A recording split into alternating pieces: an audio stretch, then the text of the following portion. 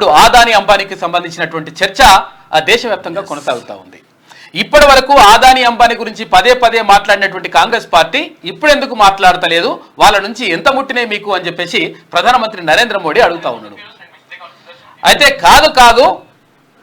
కాదు మీరు అంటే ఓటమి భయంతో ఈ ఆదాని అంబానీ అంశం ఎప్పుడు కూడా మాట్లాడినటువంటి ప్రధానమంత్రి నరేంద్ర మోడీ ఇప్పుడు బయటకు వచ్చి మాట్లాడుతున్నాడంటే ఓటమి భయం పుట్టుకుంది అని చెప్పేసి అక్కడ కాంగ్రెస్ పార్టీ అగ్రనేత రాహుల్ గాంధీ అంటా ఉన్నాడు.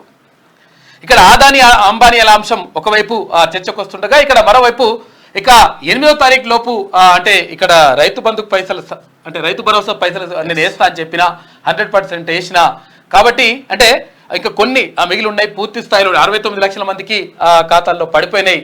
ఇప్పుడు నువ్వు ముక్కు నెలకు రాస్తావా కేసీఆర్, నా సవాలు స్వీకరించినవా అని చెప్పేసి అక్కడ ముఖ్యమంత్రి రేవంత్ రెడ్డి అడుగుతా ఉన్నాడు.